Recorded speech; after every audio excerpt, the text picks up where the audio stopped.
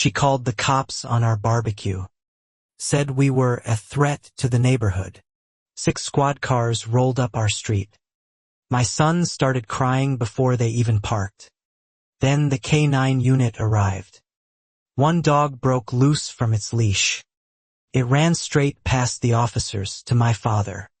What happened next? Nobody on that street will ever forget. My name is Marcus Webb. I'm 44, a retired Army MP, and for the last 6 years I've lived on Willowbrook Lane with my wife Renee, my daughter Aaliyah, and my 10-year-old son Malik. We saved for 8 years to buy that house. It was supposed to be our forever home. That July, we planned a simple cookout: ribs, corn. My father Otis driving up from Georgia to grill like he always did. Nothing fancy. Some neighbors. Music low enough to hear each other talk. We had no idea one woman had already decided we didn't belong there. Willowbrook Estates had a homeowners association, and Diane Whitfield had run it for 11 years like it was her personal kingdom. She wore blazers to mow her lawn. She measured other people's grass with an actual ruler. Everyone joked about her behind her back, called her the Colonel, but nobody crossed her.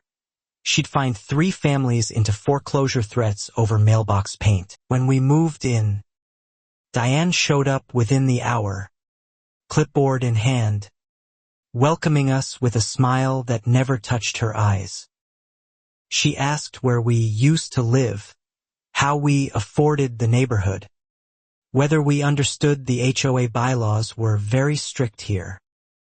Renee squeezed my hand the whole conversation. For the first year, Diane cited us for things no one else got cited for. A trash can left out an hour too long. A basketball hoop visible from the street. Wind chimes she called excessive noise. Each fine was small.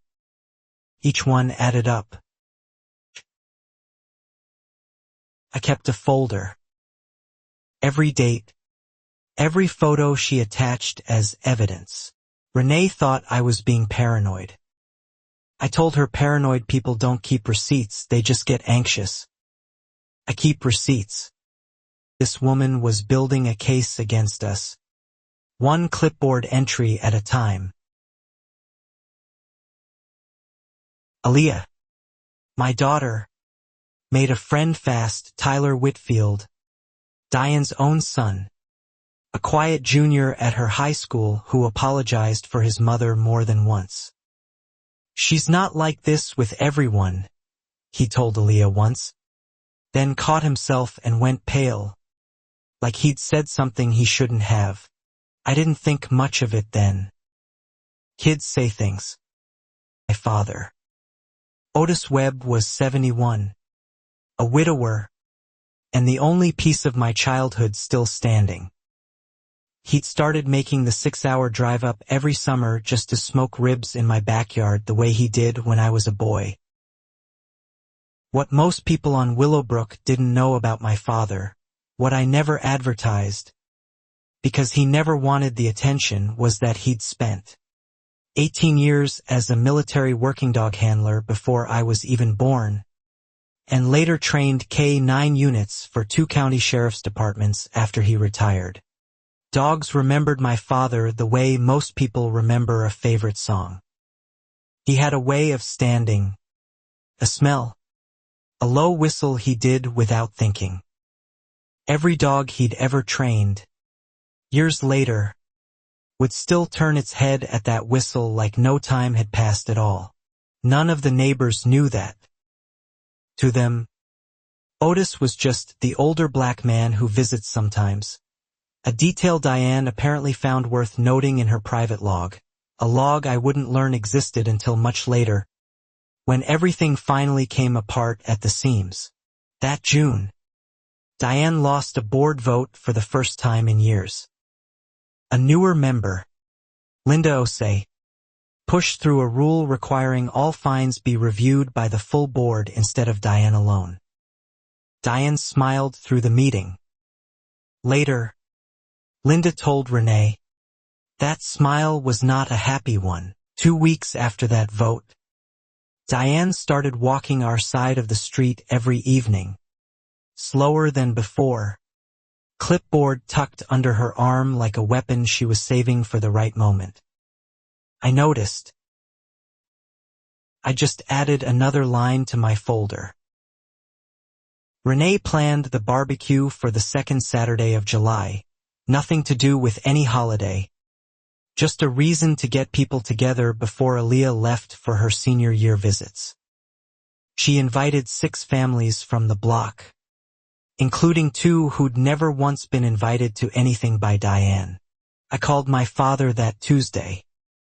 "Pop, bring the good rub," I said. He laughed the way he always did, deep and unhurried.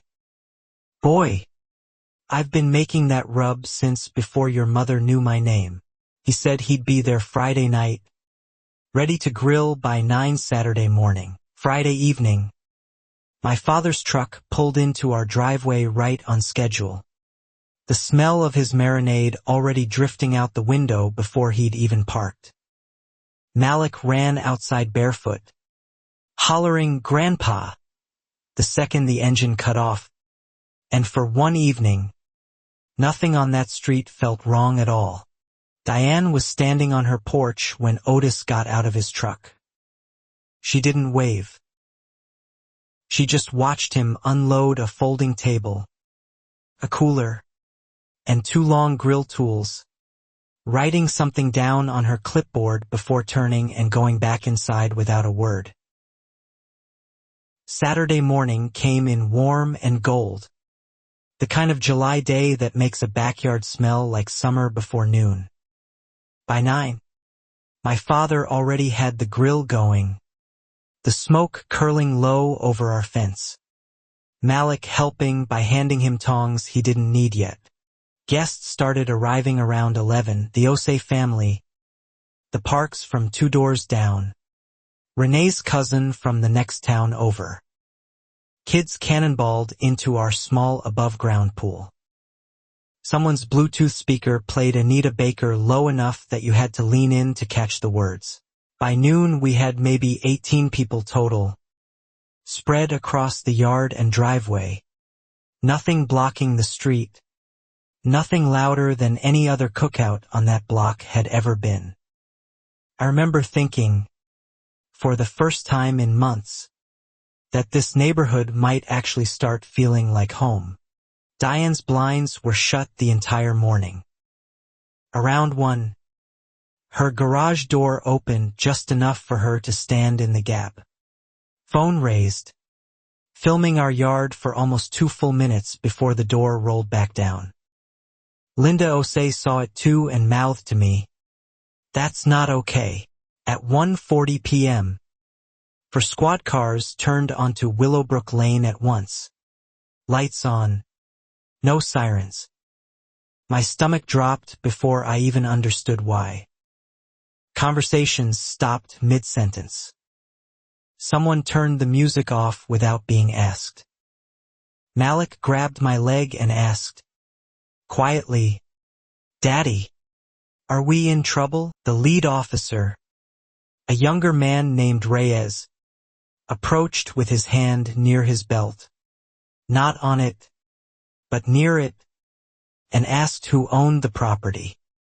I said I did, that this was my home, my family, my father visiting. He nodded slowly and said, "We got a call about a disturbance." "A disturbance?" Renee repeated it like the word tasted wrong in her mouth. 18 people. No music blasting. No cars in the street. Officer Reyes said the caller described a large, unknown gathering, possibly gang-related, with an aggressive older male directing others. My father went very, very still. "Aggressive older male," Otis repeated, setting down his tongs slow and deliberate, The way he used to when de-escalating something far worse than a backyard cookout. "Officer, I'm 71 years old. I've been standing at this grill since 9 this morning making my grandson a hot dog." Diane appeared on her lawn at that exact moment. Arms crossed, watching the whole thing unfold with an expression I can only describe as satisfied. She didn't come closer. She didn't say a word to the officers. She just stood there, like she'd ordered a show and it had started on time. Officer Reyes asked for IDs. "Just for the report," he said, apologetic in a way that told me he didn't fully believe the call either. My father handed his over without hesitation. 30 years of discipline in the motion. No flinch. No attitude. Just calm. Practiced patience I'd seen him use my whole life. While Reyes ran the ID, his partner walked the yard, noting the grill, the pool, the folding tables, the kids' bikes tipped over in the grass. "This doesn't match the call at all," she muttered to Reyes, low enough that she probably didn't think I'd hear it. I heard it. That's when the K9 unit rolled up, a fifth vehicle, unrequested as far as any of us understood. Sent automatically because the original call had used the word aggressive, alongside a description of multiple adults. A tall sergeant stepped out first, then opened the back for his dog. The dog, a Belgian Malinois with a scarred left ear, hit the pavement already straining against its leash. Nose up, tail suddenly whipping side to side with an energy that had nothing to do with searching for anything. The sergeant frowned, tightened his grip, and started forward. Then the leash slipped. The dog took off across the lawn at a dead sprint. Past 3 officers. Past the mailbox. Straight toward my father, and my father, without a flicker of surprise, dropped to one knee and opened his arms like he'd been expecting exactly this his entire life. "Diesel," Otis said, low and warm, and the dog nearly knocked him over, whining, licking his face, his whole body shaking with what looked, unmistakably, like joy. Every officer on that lawn froze. Diane, still on her porch, took one visible step backward.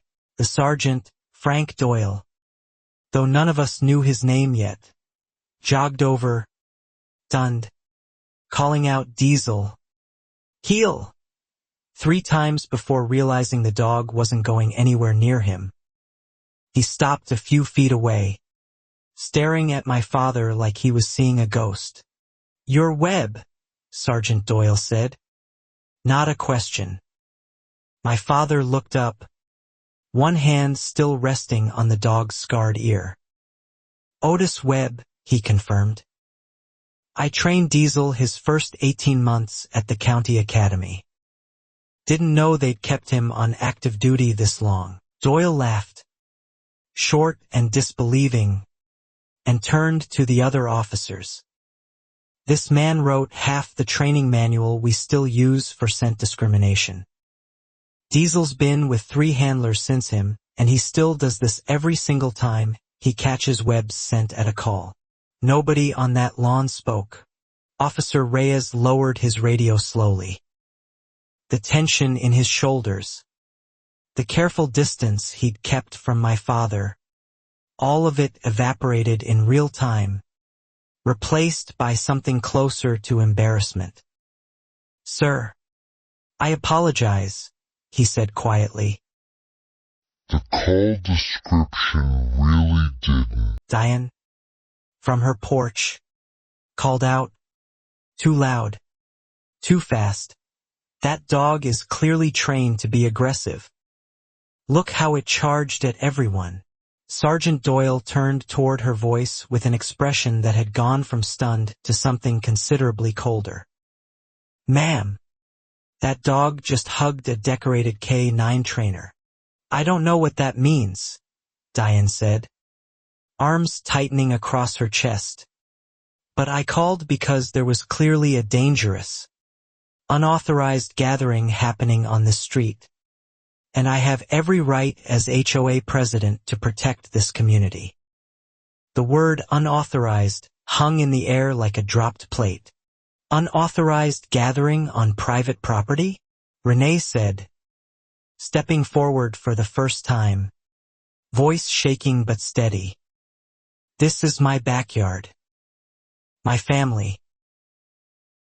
18 people at a cookout. Diane's eyes flicked to Renee, then away, like she'd decided Renee wasn't worth answering directly. Sergeant Doyle asked Diane point-blank what specifically she'd witnessed that made her call it gang-related. Diane hesitated just half a second, but everyone standing there saw it, before saying, the way they were all standing around. The music. Directing people. The man, Doyle repeated, nodding toward my father, who you called aggressive, is a Purple Heart recipient who spent his entire career training police dogs not to bite unless commanded. I'd like your full name and statement for the report. Ma'am, since this call is going to need review. Diane's face shifted. Fast. From righteous to defensive. Are you seriously taking their side over mine?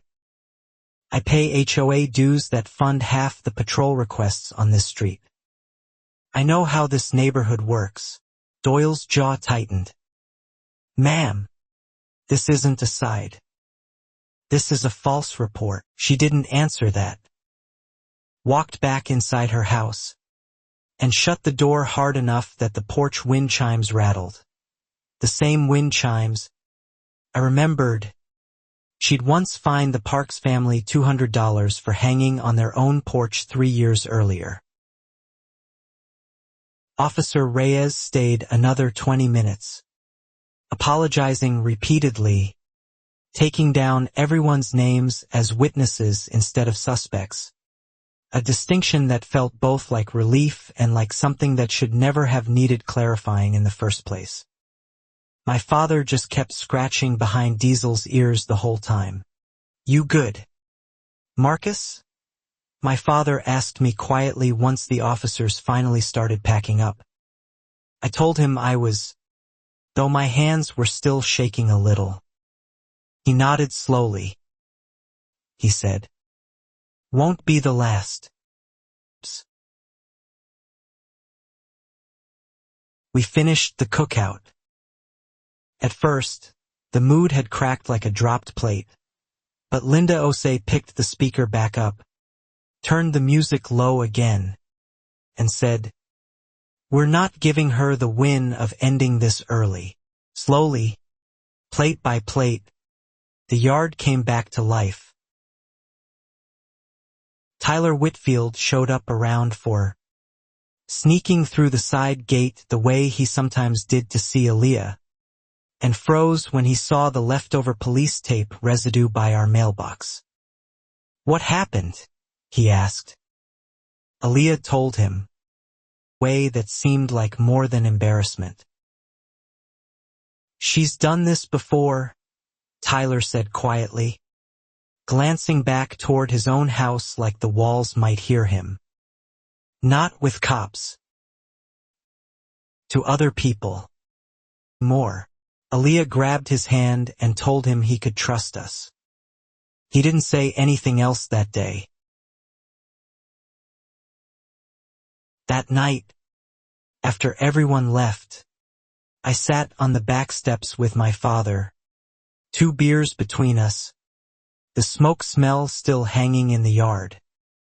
Pop, I said, why didn't you ever tell me Diesel would remember you like that? He smiled into the dark. Some things you don't plan for. You just hope. She's not done, my father said after a long quiet. Women like that don't stop because they got embarrassed once. They regroup. Meaner. Quieter. I told him I hoped he was wrong. He looked at me the way he used to when I was a kid, ignoring obvious danger. I'm not wrong. Sunday morning. An HOA notice was already taped to our front door, dated that same Saturday afternoon, citing us for unauthorized large gathering, excessive vehicles, and disturbance of neighborhood peace, with a $500 fine attached and a warning. I photographed the notice, the timestamp, everything, and added it to my folder. Renee read it twice, hands trembling with anger this time instead of fear. Continued residency, she repeated. She's threatening to try and push us out of our own house over. I called Linda Osei that afternoon. She sighed hard on the phone. She can't unilaterally fine you like this anymore. Not since the board vote last month, Linda said. Every fine has to go through the full board now.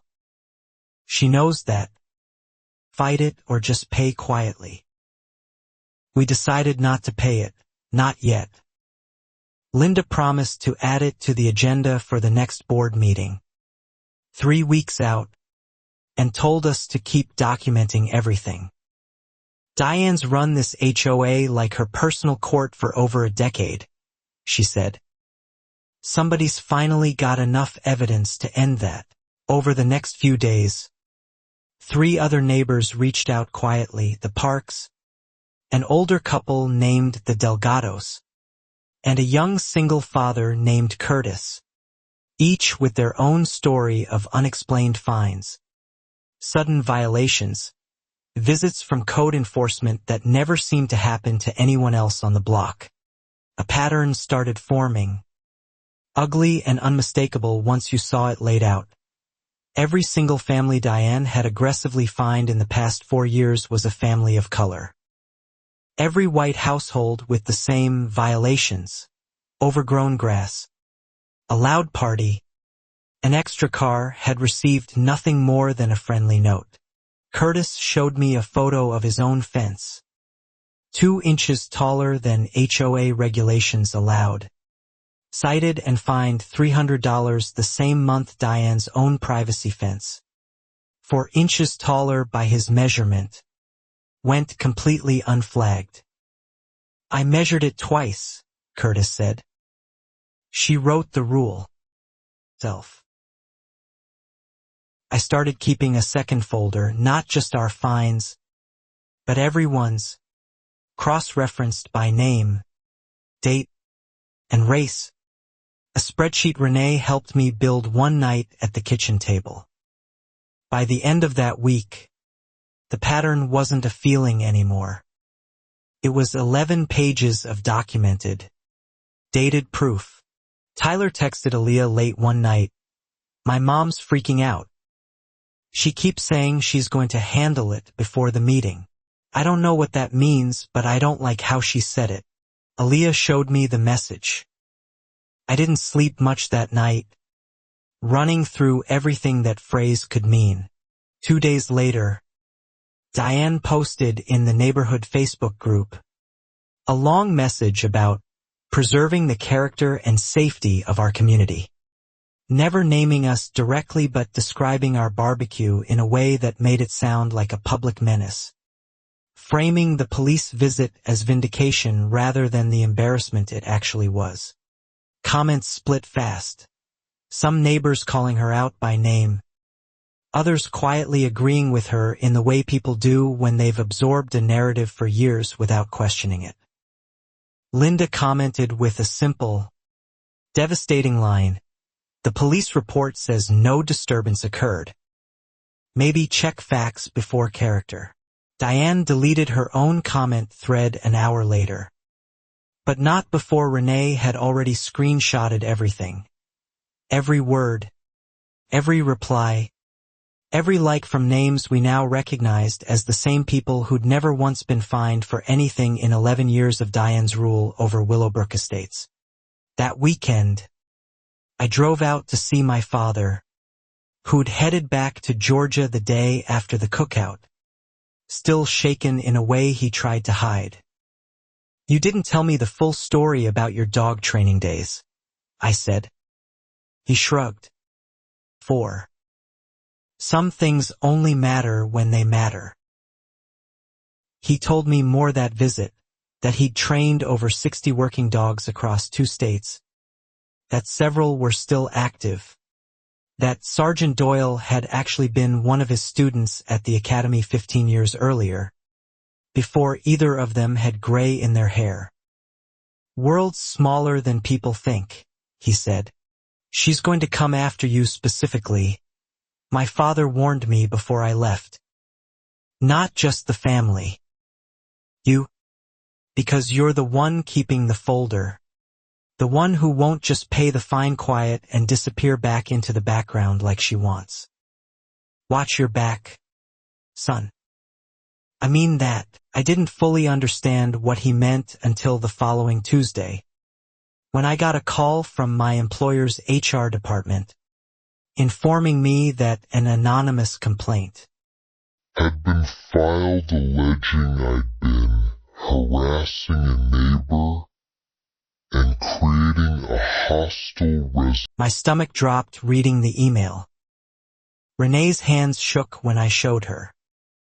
Someone, and we both already knew exactly who, had gone digging for my workplace, called in a complaint designed to threaten my job over a neighborhood dispute that had started with her calling the police on our barbecue. HR told me the complaint was anonymous and largely unsubstantiated, that they were required to log it, but that it wouldn't affect my standing without evidence. Still, the message was clear. Diane wasn't just defending a fine anymore.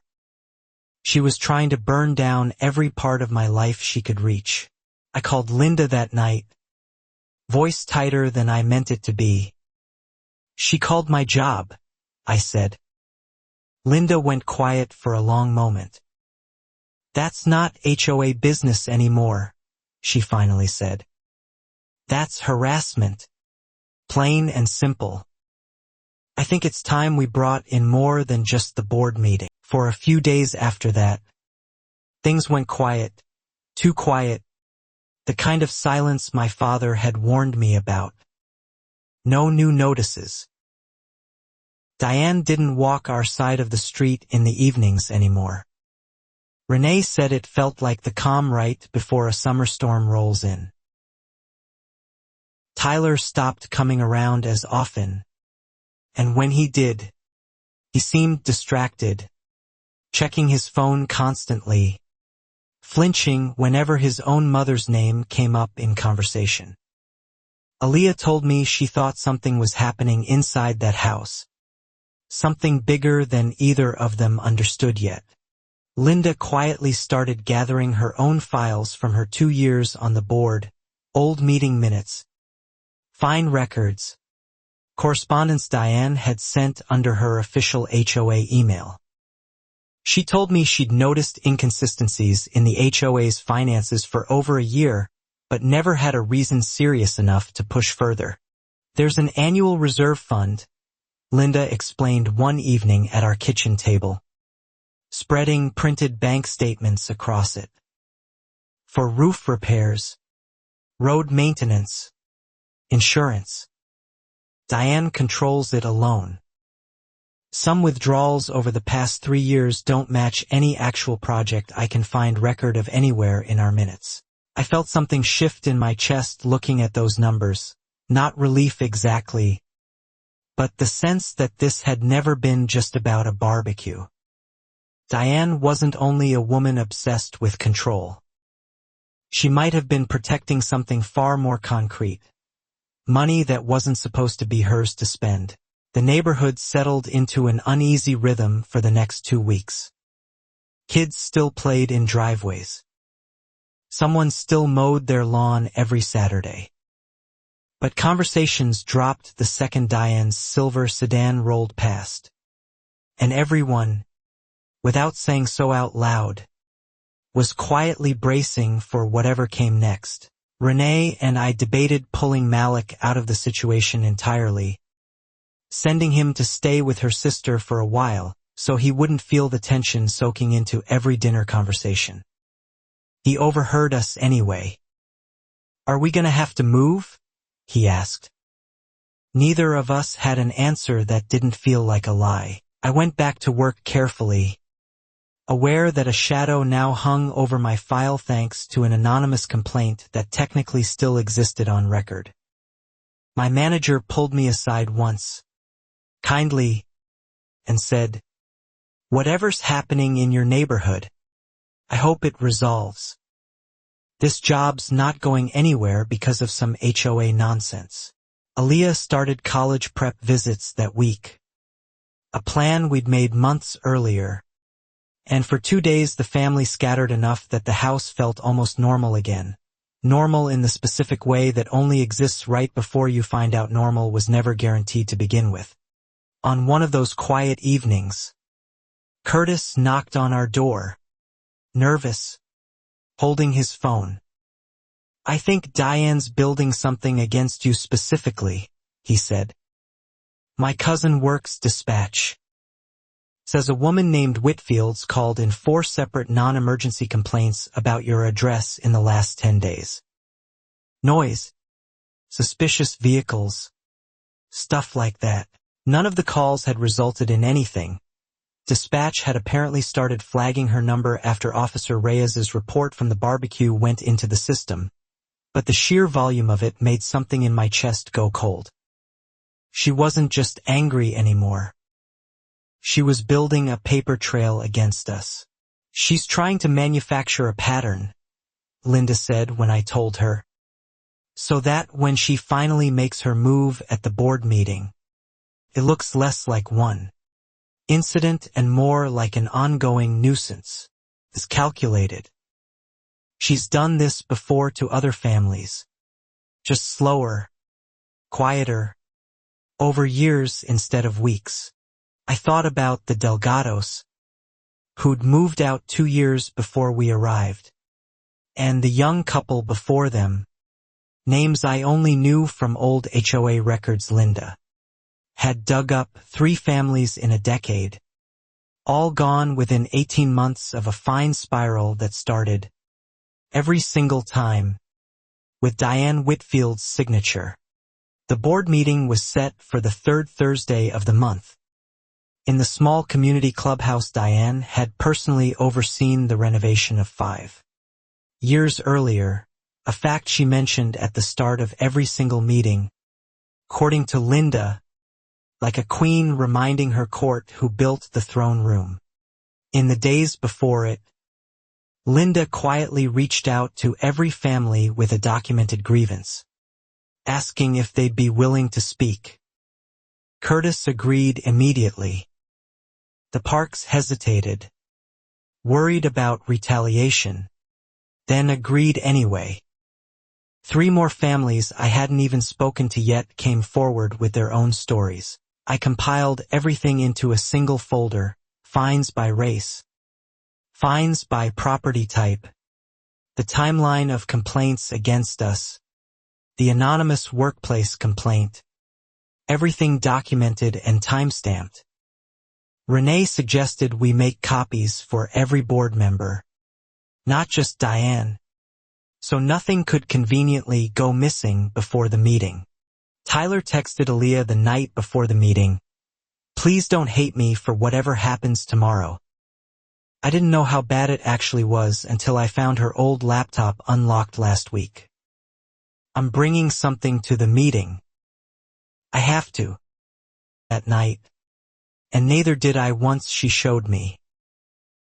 My father called that same evening, unprompted, like he'd sensed something building from 3 states away. "Whatever happens tomorrow," he said, "you stay calm. Calm is what wins rooms like that. She wants you loud so she can call you the aggressive one. Don't give her that story to tell. I promised him I would. Not with everything writing on one folder and one meeting, but I wrote his words on a sticky note and put it on my dashboard anyway, right where I'd see it every morning until Thursday finally arrived. Thursday came gray and humid, the kind of heavy summer air that makes everyone a little short-tempered before anything's even happened. Renee and I arrived at the clubhouse 20 minutes early with our folder, our photos, our spreadsheet, and a knot in my stomach I couldn't talk myself out of.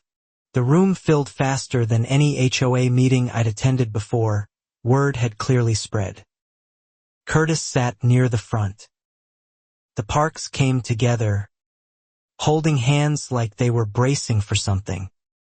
Linda sat at the board table, expression carefully neutral, though I caught her eyes flick toward the door every few seconds. Diane arrived last, exactly on time, wearing a cream blazer, clipboard in hand, moving through the room like she still owned every square inch of it. She took her seat at the head of the table, gavelled the meeting to order, and looked out at the packed room with visible, genuine confusion. I wasn't aware tonight's agenda would draw such a crowd, she said, voice smooth, unbothered. But I'm always happy to see community engagement. A few people laughed. Not kindly. Diane's smile flickered, just barely, before she called the meeting to order and moved straight into old business. Stalling. Linda cut in before Diane could bury the real agenda under routine minutes. Madam President, I believe there's significant new business tonight regarding fine enforcement patterns and a resident complaint that several of us would like the full board and community to hear.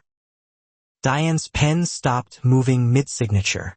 That's not on tonight's official agenda, Diane said, tight-voiced now. New business requires 48 hours notice per bylaws. Linda pulled out a printed email, timestamped 4 days earlier. I submitted this request Monday morning. You're welcome to check your own inbox. Since you never actually responded to it, a murmur went through the room. Diane's jaw tightened visibly, the first real crack in her composure all night. She looked at the packed room, at Curtis and the Parks sitting shoulder to shoulder, at Renee and me holding a folder thick enough that everyone could see it from across the room. Fine, Diane said finally, chin lifted. Let's discuss it, then, since apparently my own meeting has been hijacked. She said it like a woman confident she still held every card in the deck. Unaware or unwilling to admit how many of those cards had already quietly changed hands. Linda stood first, calm and methodical, laying out the raw numbers, every fine issued in the past 4 years, cross-referenced by household, color-coded by outcome. Every single family fined more than twice in this community, she said, shares one thing in common. I'll let the chart speak for itself. She projected the spreadsheet onto the small screen behind her, years of data condensed into one damning image. Red bars towering over green ones. Every red bar attached to a name everyone in that room recognized as a family of color. Every green bar untouched, unbothered, quietly forgiven. Diane's face went through 3 visible stages in the span of 10 seconds. Dismissive, defensive, and finally something close to panic. Quickly smoothed back over. Correlation isn't causation, she said, voice climbing slightly. Maybe those families simply violated the rules more often. Have you considered that? I have, Linda said evenly, pulling up the next slide, side-by-side photos of Curtis's fence and Diane's own. measured and labeled. Except your fence is 4 inches taller than the maximum allowed, and it's never once appeared on a violation report in 5 years. Would you like to explain that discrepancy? The room went dead silent. Diane opened her mouth, closed it, opened it again. That fence has a grandfather exemption, she said finally. Too fast. Too rehearsed sounding for something spontaneous. Linda simply asked, "Filed when?" "I checked county records this morning.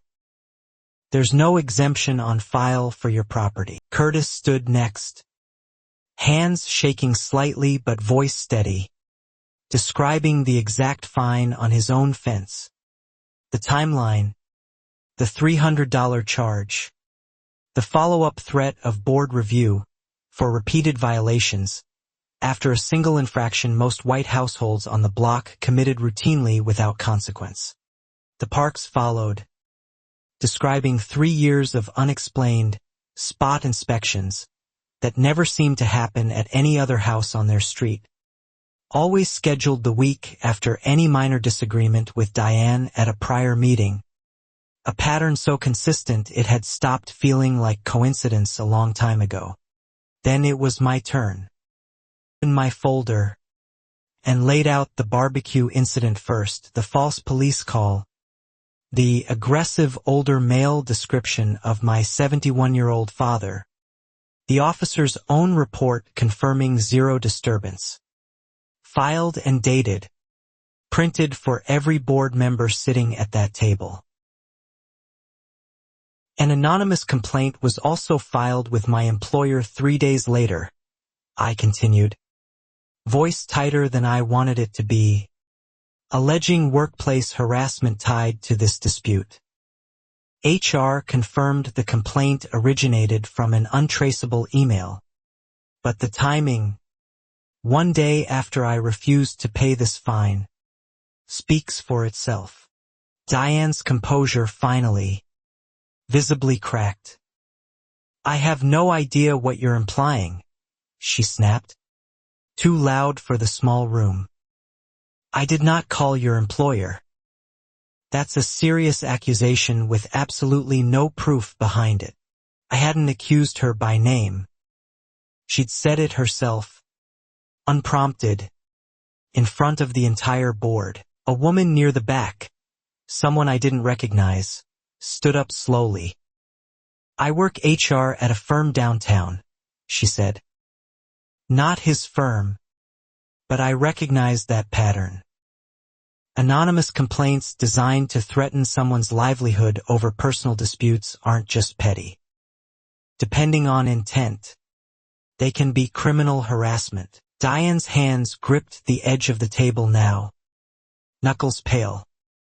"This meeting has become a personal attack," she said, standing abruptly. "I built this community from nothing.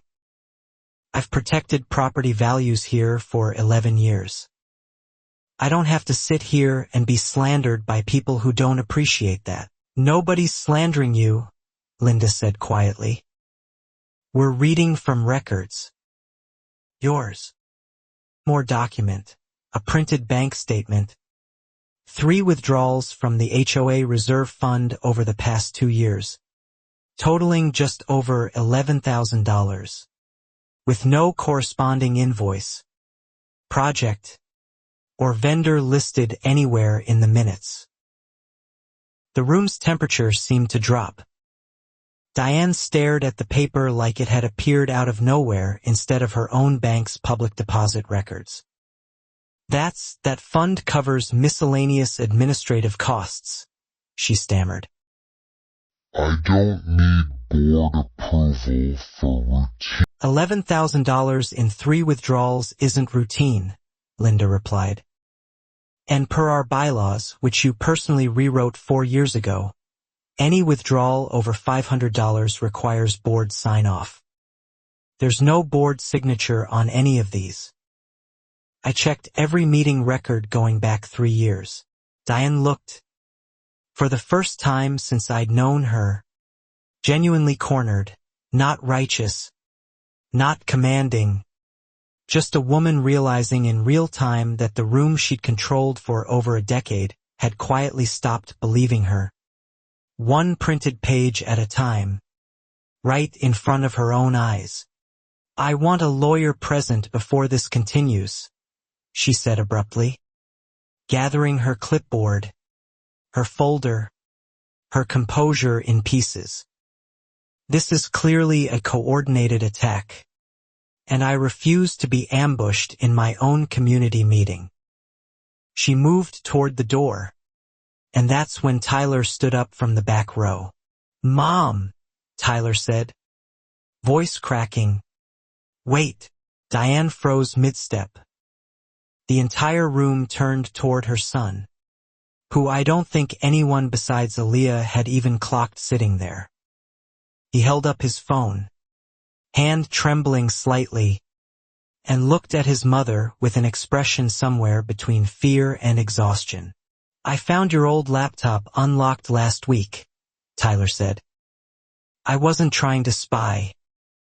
I was looking for a school form. But I found a folder labeled with the Webb family's address and voice memos, and I listened to them. And Mom, I can't just sit here and pretend I didn't." Diane's face drained of color entirely. "Tyler, put that away right now," she said, voice suddenly small in a way none of us had ever heard from her. "Whatever you think you found, you don't understand the context." Tyler shook his head slowly, tears already gathering. "I understand it fine, Mom." He pressed play. Diane's own voice, unmistakable, recorded months earlier. Apparently a voice memo she'd made to herself while drafting complaint language. "Need to document 3 incidents minimum before the board will act. Frame it as safety concern. Not," she paused audibly on the recording, "not the real reason." The room sat in absolute, ringing silence. Diane opened her mouth. No sound coming out at first. "That's taken out of context," she finally managed. Tyler's voice cracked completely now. "Mom, you said not the real reason. What was the real reason? Just say it. It's what it is." She didn't answer. Or, one hand still on the handle, clipboard pressed against her chest like a shield that had stopped working.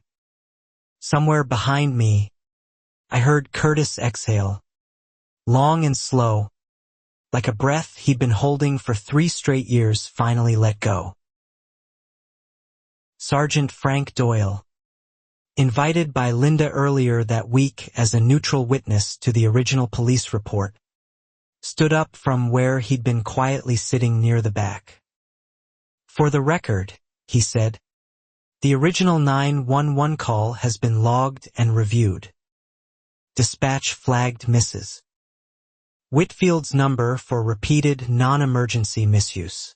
That call log is available through a public records request," Doyle continued, "which several residents here have apparently already filed this week. I'd strongly recommend legal counsel before this goes any further. Mrs. Whitfield, for reasons that have nothing to do with anyone in this room and everything to do with liability." Diane finally spoke again, voice hollow now instead of commanding. "I was trying to protect this neighborhood," she said quietly, "to no one in particular. Things were different when we bought here. I just wanted to keep it the way it was." Nobody in that room needed her to finish the sentence. "The way it was," Linda repeated softly, "meaning before families like the Webbs, the Parks, and Curtis moved in. Say it plainly, Diane.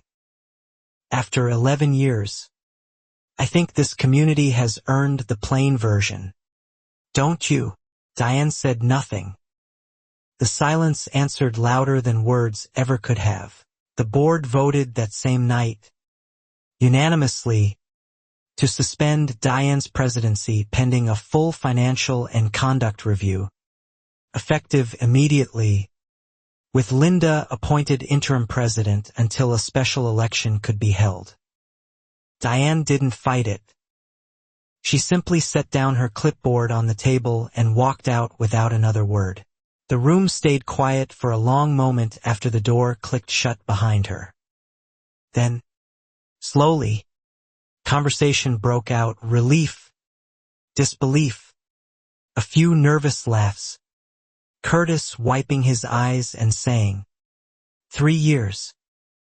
3 years, I thought it was just me being paranoid. Renee reached over and took my hand. Tyler sat alone near the back, phone still in his lap, looking like a kid who just watched his entire understanding of his own house collapse in real time. Aaliyah went to him first. Nobody blamed him for any of it. Everyone in that room understood exactly how much courage that moment had cost him. You didn't have to do that, I told him afterward. In the parking lot, the humid night air finally starting to break with a light breeze. Tyler shrugged, eyes red. Yeah, I did, he said. She's my mom. Now, I couldn't just let her keep hurting people.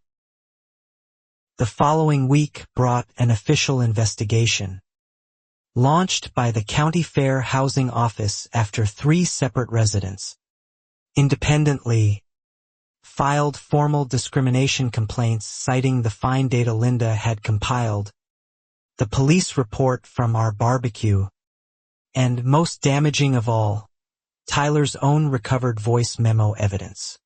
Diane hired a lawyer, as promised, though word around the neighborhood was that even her attorney had quietly advised a settlement rather than a fight once the financial discrepancies surfaced alongside the discrimination pattern, $11,000 unaccounted dollars proving far harder to explain away than any HOA bylaw technicality.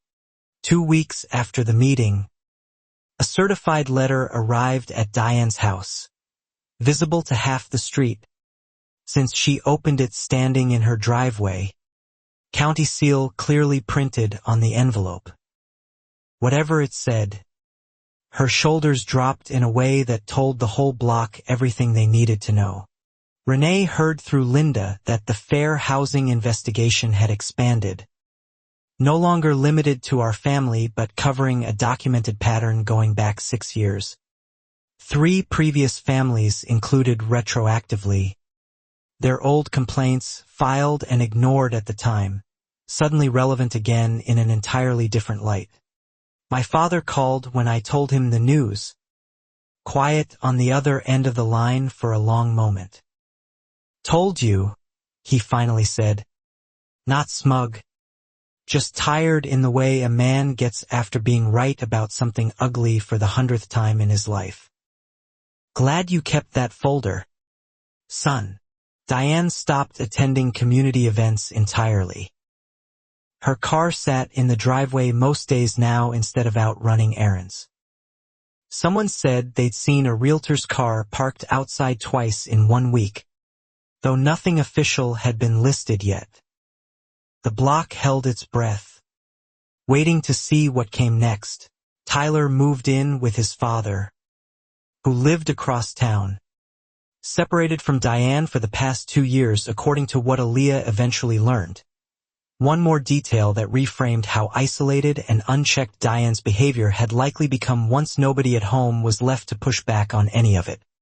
The financial investigation moved faster than the discrimination case, bank records being harder to argue with than intent. Within a month, the HOA's accountant confirmed the $11,000 discrepancy, plus an additional $4,000 from 2 years earlier that hadn't shown up in Linda's initial review at all.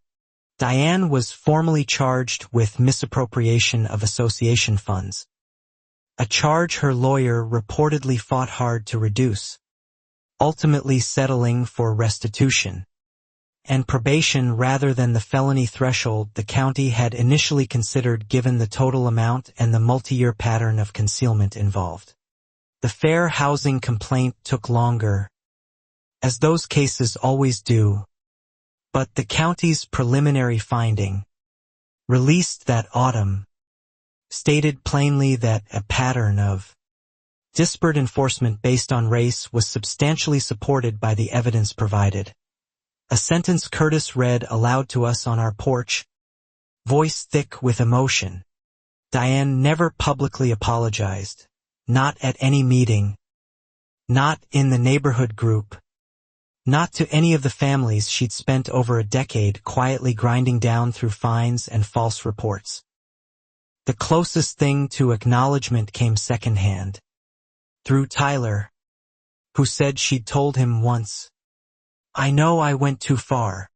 By late August, a for sale sign finally appeared on Diane's lawn, and within 3 weeks, a moving truck sat in her driveway on a Tuesday morning. No fanfare, no goodbye tour, just boxes loaded quietly while a few neighbors watched from their porches without saying a word to her directly.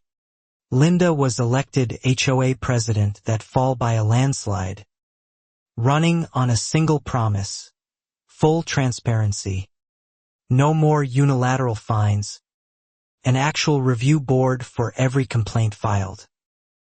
Her first act in office was refunding every disputed fine from the past 4 years, including the $500 Diane had charged us for the barbecue.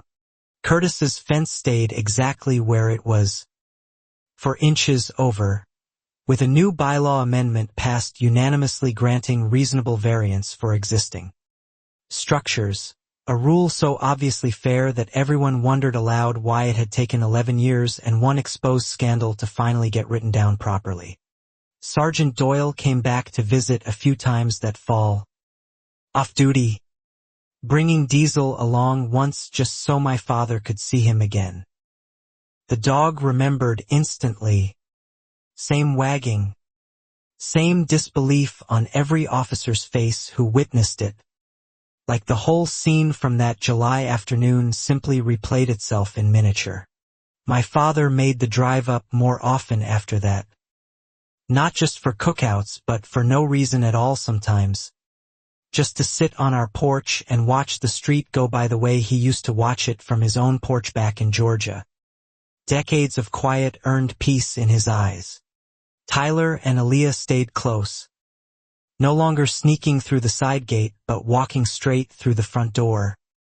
Welcomed the way any of Malik's friends were welcomed. No clipboard waiting on the porch to measure whether he belonged there or not. The neighborhood held another cookout that September, bigger this time. Nearly the whole street invited. No HOA notice waiting on anyone's door the next morning. Malik ran through 3 different backyards without a single adult flinching at the noise, and for the first time since we'd moved in, felt entirely, simply, ours.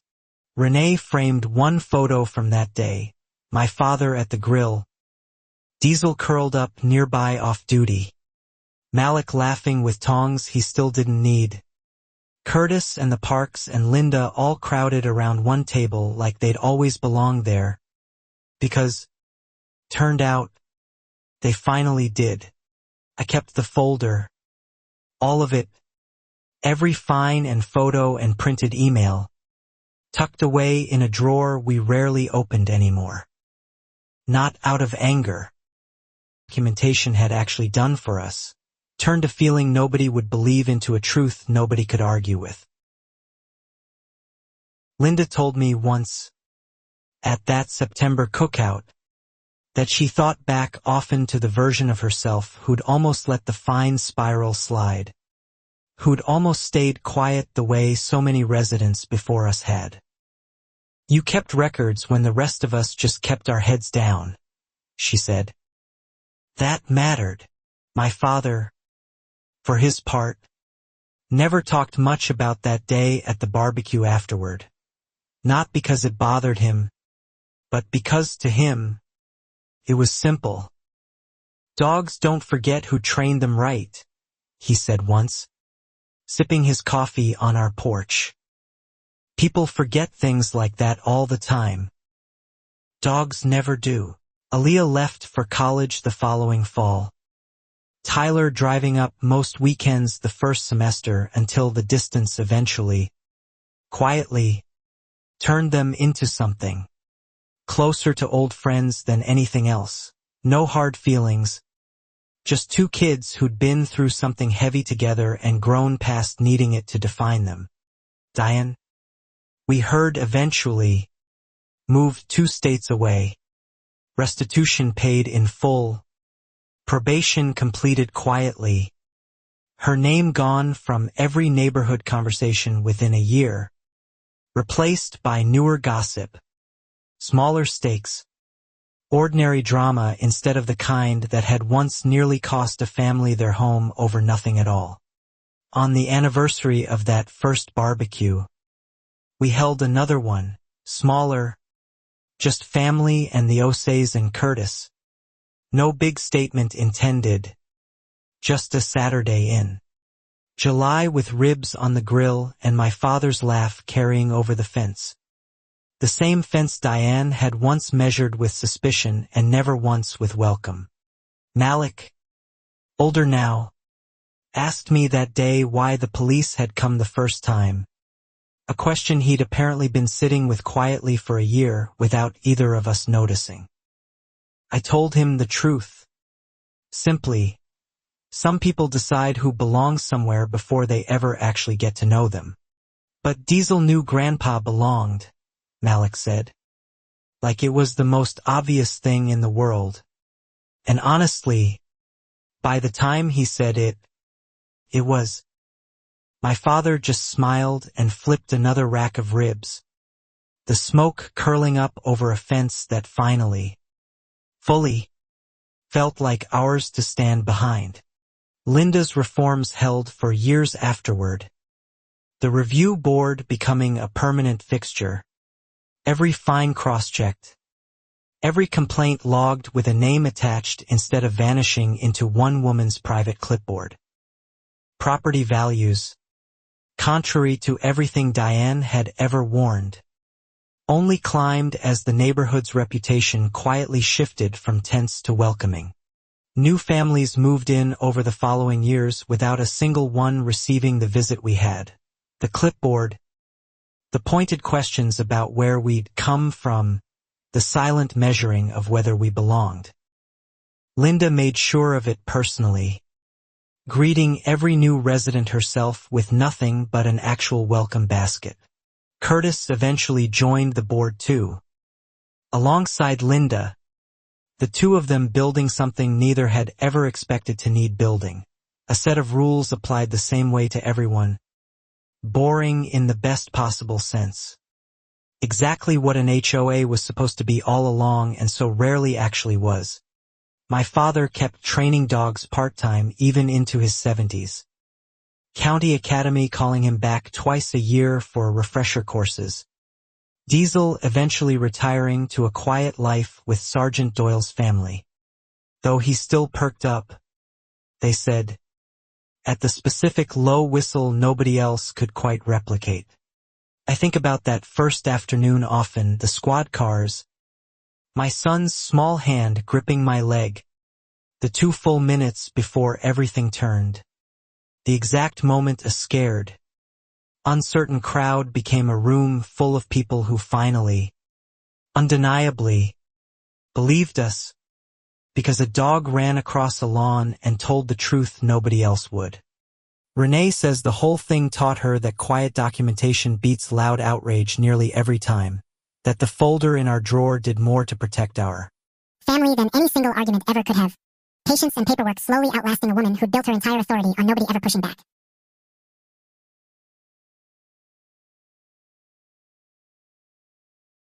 Some nights, sitting on that same porch, I still catch myself glancing at Diane's old house. Now home to a young family with 2 kids who ride their bikes straight down the middle of the street without a single soul timing how long their bins sit at the curb. That more than anything, feels like the real ending, not the vote, not the investigation, not even the county's official finding. Just an ordinary street, finally, boringly, functioning the way it always should have from the very first day we unloaded our moving truck into a driveway we'd worked 8 years to earn. My father still makes the drive up every summer. Same truck, same cooler, same rub he's been perfecting since before I was born. And every single time, without fail, some retired K-9 somewhere in the county seems to know, hours before he even arrives, that Otis Webb is back in town. Years later, Malik would tell the story himself at school projects, at family gatherings, embellishing it slightly each time the way kids do, though the core of it never needed embellishing at all. A dog ran across a lawn, and a family that almost lost everything got to keep it instead. Tyler, grown now, still visits sometimes, and he and my father developed an odd, easy friendship over the years, born from one impossible night neither of them could have predicted, the boy who'd exposed his own mother, and the man whose quiet dignity had never once wavered under the weight of being falsely accused. Diane's name came up once more.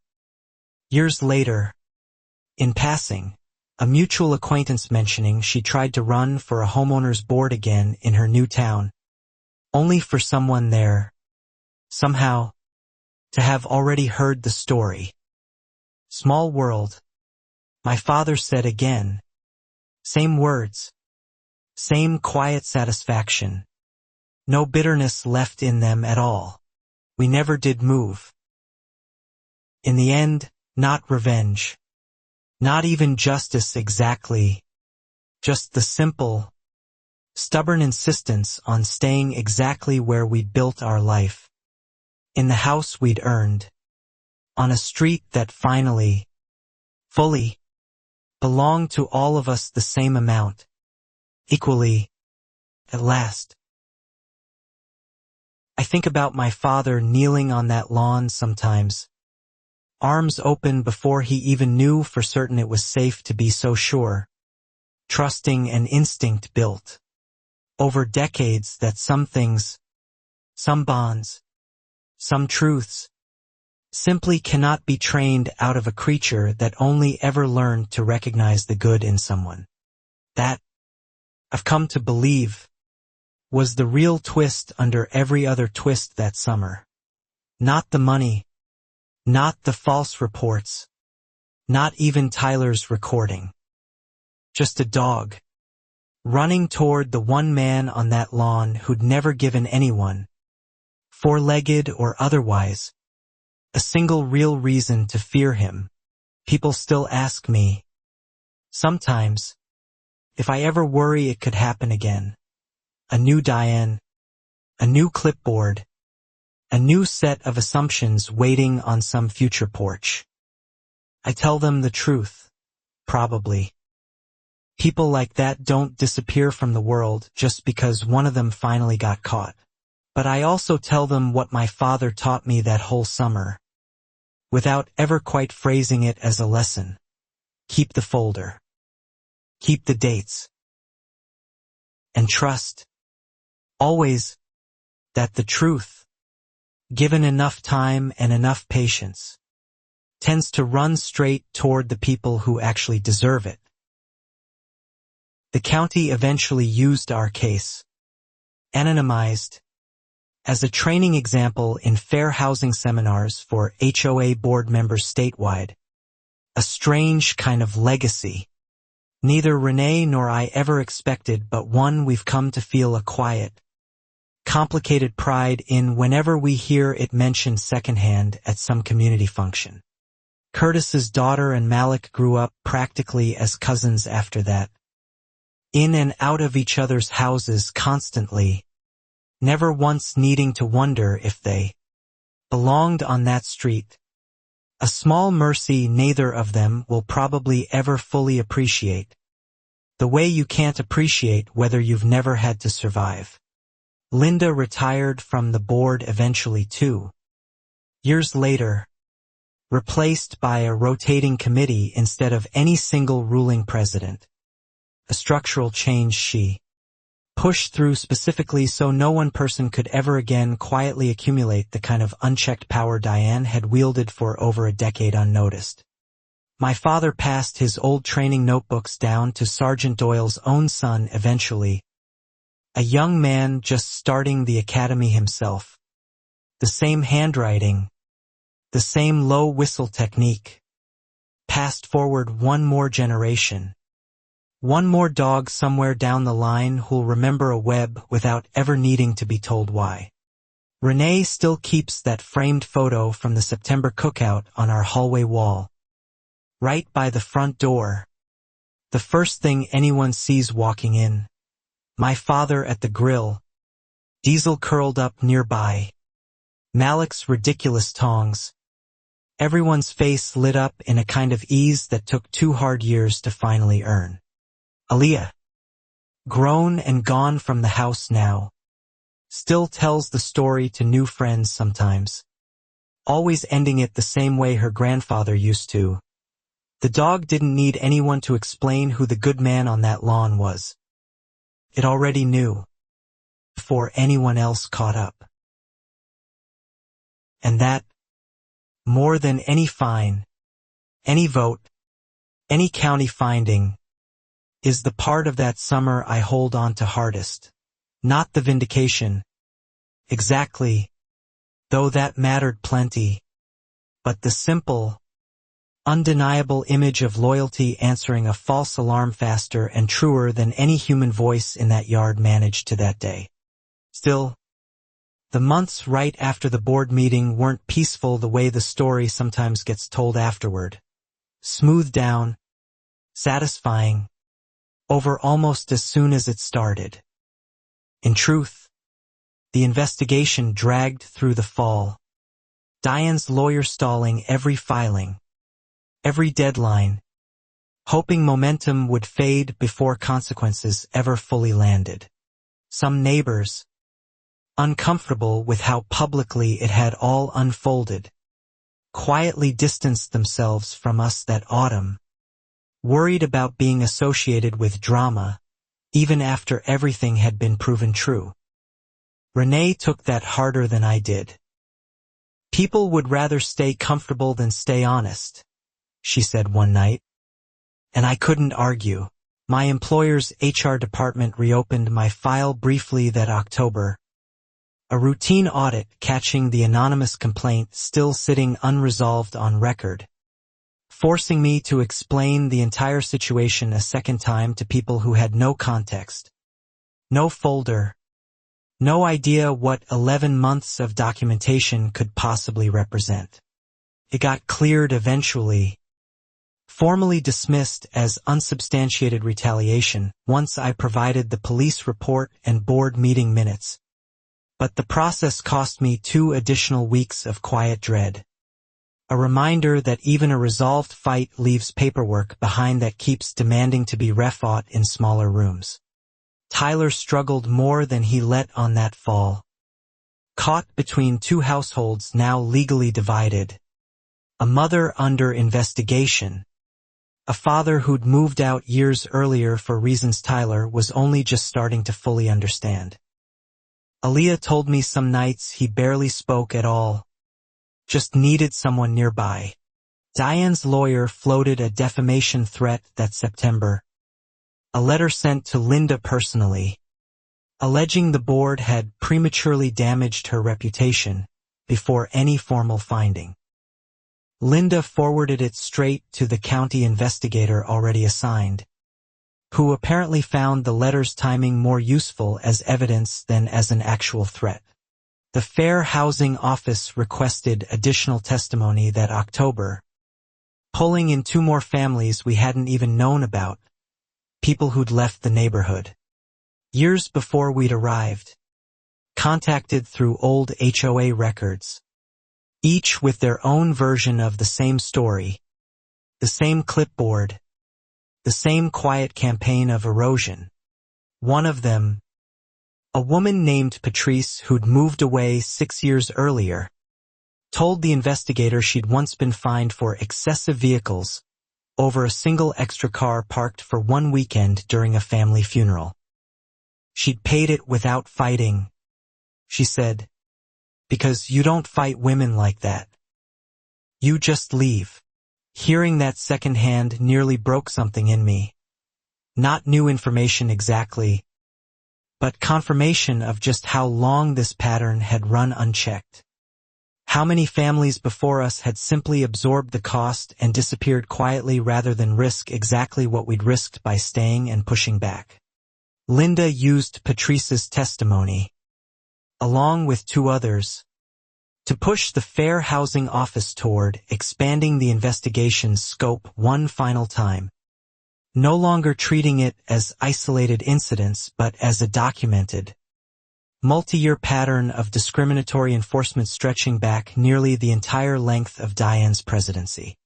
By November, the county's preliminary report leaked slightly ahead of its official release, and Diane's lawyer, according to Linda's contact on the board, finally advised his client to settle rather than contest findings that had grown far larger and far more damning than the single barbecue incident that started it all.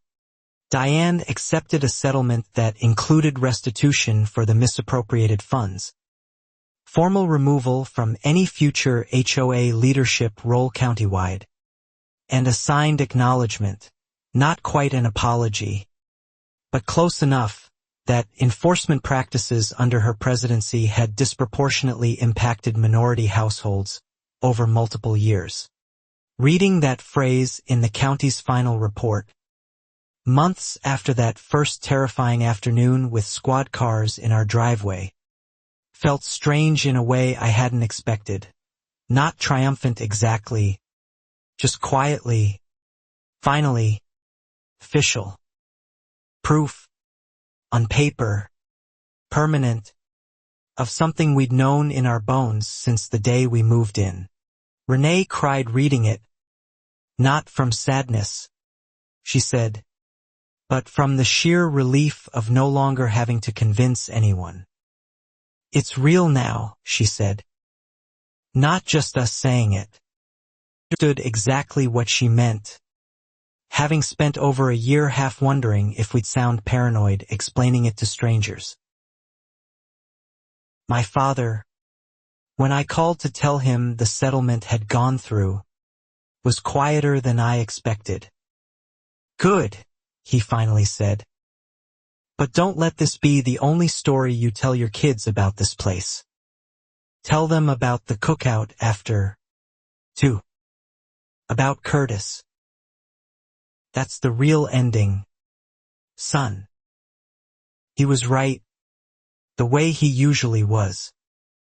The settlement mattered, but it wasn't the part of the story that changed how we actually lived on that street afterward. That part came from Linda's reforms, from Curtis joining the board, from 100 small ordinary Tuesdays where nothing happened.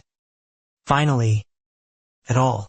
I started noticing, that winter, how different the street felt in ways too small to point to directly. Neighbors waving without hesitation. Packages left on porches without comment. Malik allowed to ride his bike 3 houses down without me watching from the window, half expecting a clipboard to appear from nowhere. Aaliyah, home for winter break that year, said it best over dinner one night. It's not that nothing bad can ever happen here again. It's that if it does, we know now exactly what to do about it. Renee reached over and squeezed her hand, and nobody needed to say anything else. By spring, new families had moved into 2 houses on our block. Welcomed the way Linda now insisted every family be welcomed. A real basket. Real introductions. No measuring. No quiet appraisal of where anyone had come from.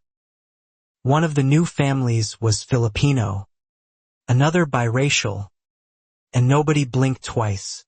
The old fear didn't vanish completely, not for any of us. Renee still tensed slightly at unexpected knocks for months afterward. I still kept that folder in the drawer, updated occasionally out of habit more than necessity. Old caution doesn't disappear just because the specific threat that caused it finally did. But slowly, month by month, that tension loosened, replaced by something closer to ordinary life, barbecues that were just barbecues, HOA meetings that ran 20 minutes and covered actual gutters and actual sidewalks. No clipboard measuring anyone's worth against an invisible, unspoken standard nobody had ever agreed to. That following July, almost exactly a year after the original barbecue, we held another one, bigger this time. Nearly the whole revitalized block invited. Sergeant Doyle stopping by off-duty with Diesel again. The old dog slower now but still perking up instantly at my father's familiar low whistle across the yard. Officer Reyes came too. Off the clock. Having kept in touch with Linda after everything settled. Telling us quietly that our case had actually changed how his department reviewed certain non-emergency calls going forward. Cross-referencing repeat callers before automatically dispatching units the way they once had for Diane without question. You guys didn't just fix your street, Reyes said, watching Malik chase Curtis's daughter around the pool with a water gun. That case got cited in a training memo. Dispatch supervisors use it now as an example of why pattern of calls matters before assuming anything about who's on the other end of an address. Hearing that landed heavier than I expected, the idea that some future family, somewhere else entirely, might never have to go through what we did, simply because a dispatcher somewhere had been trained differently after reviewing our case file. My father, overhearing, just nodded slowly and kept turning the ribs. That's the whole point of documentation, he said later that evening. Quieter, just to me, out of earshot of the party. It's never really just for you. It's for the next person too tired or too scared to keep their own folder. You did that for people you'll never even meet. Son, I hadn't thought of it that way before. Not really. I'd kept every fine, every email, every photo purely out of instinct. Out of fear, out of a need to protect my own family first. Hearing my father frame it as something bigger, something passed forward, made the whole ordeal feel less like scars and more like scaffolding. Tyler showed up to that second barbecue too. Older now, more settled, bringing a girlfriend from college who fit right in without a single person on that street needing to ask her where she'd come from first. Aaliyah hugged him at the gate the way you hug someone who used to matter and somehow still does. Your mom ever reach out? I asked him quietly at one point, refilling drinks near the cooler. He shook his head. Holidays. Nothing real anymore. Just settled into a version of the truth that no longer needed to hurt every single time he said it. By the third summer, the story had settled into neighborhood folklore the way these things eventually do, told slightly differently by everyone who witnessed it, embellished at the edges, but always circling back to the same unchanged center. A dog ran across a lawn and refused to lie about who it recognized. New residents heard some version of it within their first month. Usually from Curtis, who told it with the particular relish of a man who'd waited 3 long years for a story worth telling at every single cookout afterward, timing the reveal about Diesel for maximum effect every single time. Linda eventually had the Fair Housing Settlement Summary quietly added to the HOA's official welcome packet. Not to shame anyone, she said, but so every new family understood exactly what standard this community now held itself to, and exactly why that standard had been so hard-won in the first place. None of that history, though, prepared me for the morning nearly 4 years later when Diane herself, unannounced, pulled her car up outside our house, sitting in the driver's seat for almost 10 full minutes before finally getting out. Older looking, thinner, nothing left of the clipboard confidence she'd once carried like armor. Renee saw her first through the kitchen window and went very still. "She's here," she said, voice flat with disbelief. I stepped out onto the porch before Diane could even reach the walkway, some old instinct from that first terrible July still humming under my skin. Cautious, watchful, ready. "I'm not here to cause trouble," Diane said quickly, hands slightly raised, a gesture I'd genuinely never seen from her before. "I know I have no right to just show up like this. I needed to say something, and I couldn't keep putting it off any longer. It's been years. I didn't invite her onto the porch, but I didn't send her away either. Curiosity and old caution wrestling equally in my chest. "Say it." Then, I told her, arms crossed, Renee coming to stand quietly beside me, both of us watching the woman who'd once tried to burn our whole life down.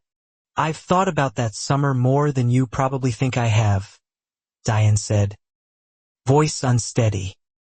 "I told myself for years it was about property values, about rules, about protecting something. It wasn't.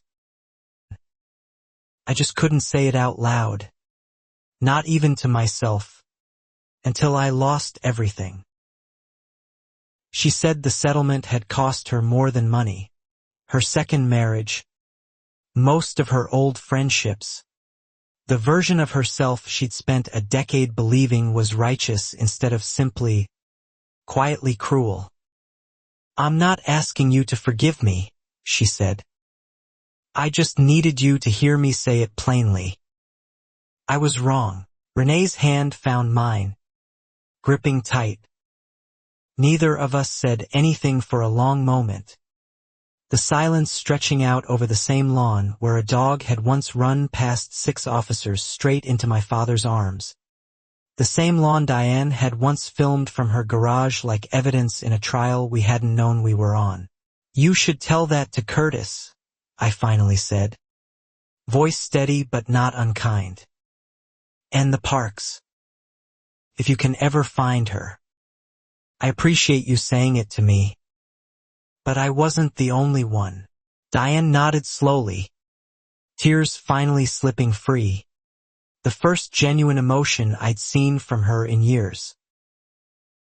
"I don't expect anything to be undone by this," she said. "I just couldn't keep carrying it without saying it somewhere real." She turned to leave, then paused at the end of the walkway. "Your father's dog," she said quietly. "I think about that moment more than almost anything else. It knew. Of us did. He trained good dogs," I said simply. "Because he was a good man they never had a reason to fear. That's not complicated, Diane. It never was." She nodded once more, got back in her car, and drove away, and none of us ever saw her on that street again after that single, quiet morning.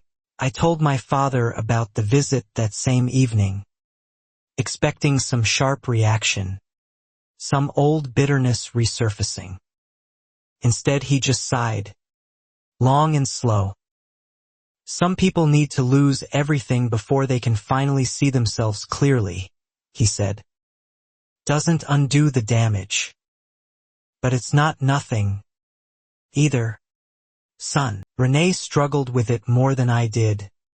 Oddly, replaying the conversation for days afterward, unsure whether Diane's regret changed anything real about what our family had survived. It doesn't erase it, she finally said one night.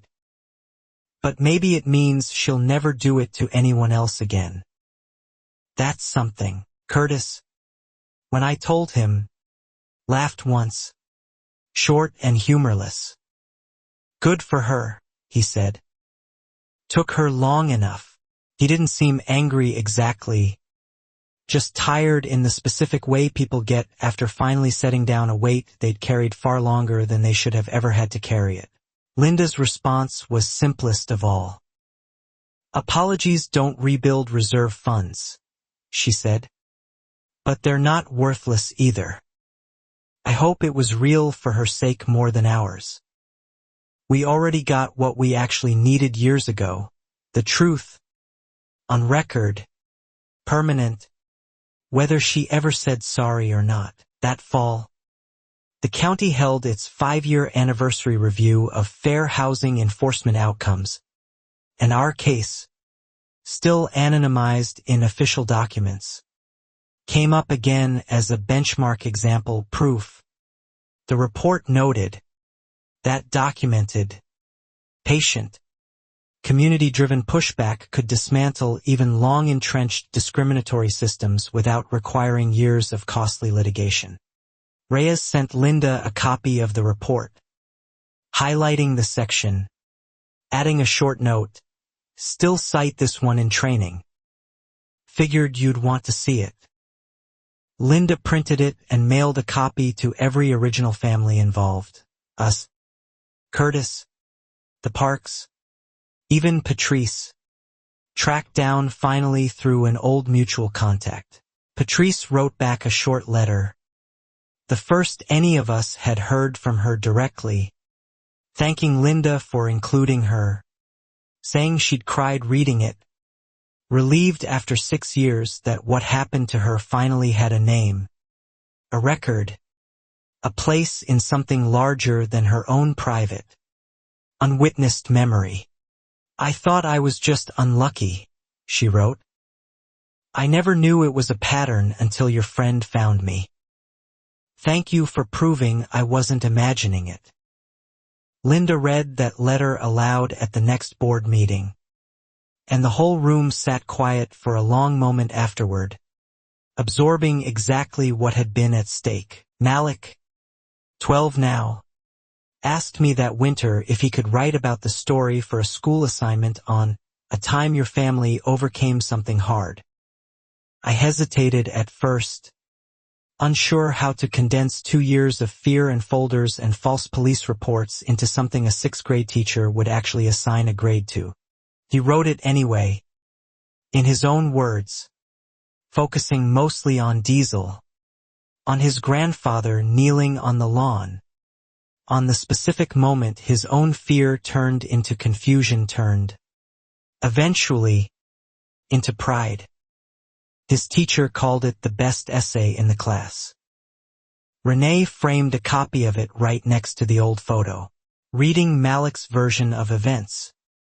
Simplified through a 12-year-old's eyes, I realized how much of the fear had genuinely faded from our own daily life, replaced almost entirely by pride. Pride in Linda, in Curtis, in Tyler's courage, in my father's steady dignity, in a folder that had finally, fully, done its job. The years kept moving the way years do. Aaliyah graduated, took a job 2 states away, came home for holidays with stories of her own now, a life fully hers, untouched by clipboards or false police calls, built instead on the ordinary freedom our family had fought 2 brutal years to finally guarantee her. Tyler married that girlfriend from college eventually, invited our whole family to the wedding, gave a toast that mentioned Aaliyah and the family who taught me what actually standing up for someone looks like, A sentence that made Renee cry harder than almost anything else that entire beautiful, ordinary day. My father slowed down eventually too. The drives up getting shorter, then less frequent, though he never once missed a July cookout. Not one. Not even the year his knees gave him trouble bad enough that Malik had to help him in and out of his old truck at every single stop along the highway. Diesel passed away peacefully at 11 years old. Sergeant Doyle told us, curled up in his own backyard. My father's old whistle, apparently one of the last sounds Doyle played for him on a phone recording near the end. The dog's tail thumping weakly one last time before finally going still and quiet. My father didn't cry easily. Not in front of me. Not ever really. But he sat quiet on our porch the whole evening we got that news. Coffee going cold in his hands. Good dog, he finally said. Just that. Twice. And I understood it meant something far larger than the two simple words themselves ever could. Sometimes, even now, new neighbors ask us about the story. Having heard some fragment of it secondhand from Curtis or Linda or one of the families who came after, a dog, a barbecue, a clipboard, an HOA president who lost everything trying to hold on to something she'd never actually earned the right to control. I tell it plainly now, without much anger left in the telling. Mostly because there isn't much anger left in me to spend on it anymore. Just gratitude for Linda's spreadsheet, for Tyler's courage, for a dog that ran across a lawn and refused, simply refused, to pretend it didn't know exactly who my father was. Renee says the real lesson was never really about Diane at all. In the end, it was about what a community can actually do once enough people finally stop staying quiet at the same time. Once documentation meets courage meets one brave teenager willing to expose his own mother for the sake of doing right. My father asked once at a family gathering what the whole ordeal taught him personally. Thought about it a long moment before answering. Taught me dogs remember kindness longer than people remember fear, he said. And taught me it's always worth staying, even when staying is the harder, scarier thing to do. I think about that answer often. On quiet evenings on that same porch, watching Malik, taller now, toss a ball with some new neighbor's kid in a yard, where nobody measures anyone's grass with a ruler anymore. Nobody films from a garage door.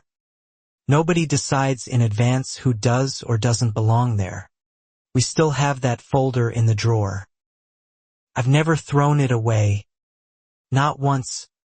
Not even years after we needed it for anything practical. It sits there now less as evidence and more as a kind of quiet monument. Proof that patience, documentation, and one loyal dog once turned an entire neighborhood's fear into truth. Every July, without fail, my father fires up that same grill, same rub, same low whistle he does without thinking. And somewhere, I like to imagine, some dog he trained decades ago still lifts its head at a sound like it, remembering the way good dogs and apparently good stories both somehow always do. The street looks different now than it did that first terrifying afternoon. New families, new faces, new kids riding bikes straight down the middle of the road without a single soul timing how long anything sits at any curb. Ordinary. Even in exactly the way a neighborhood is supposed to be. That ordinariness, more than any vote or settlement or county finding, remains the truest victory of that whole exhausting, frightening, ultimately vindicating summer. Not that we won some dramatic final confrontation, but that we simply, finally, got to live quietly in the home we'd worked so hard to earn.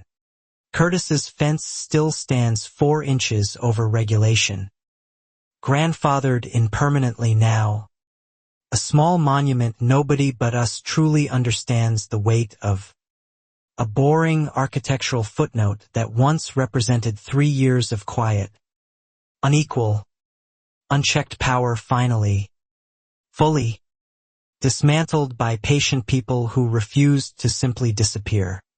Looking back now, years removed from that first terrifying knock of squad car doors on our street, I understand my father's warning that very first night better than I did then, that women like Diane don't stop on their own, that they regroup, that they need to be met with patience, proof, and courage in equal measure.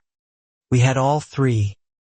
Eventually, though it took nearly 2 full years to fully assemble them, my folder, Linda's spreadsheet, Curtis's testimony, Tyler's impossible courage, and one scarred-eared dog who simply, instinctively, refused to let a false story stand uncontested on a summer lawn it clearly recognized as safe.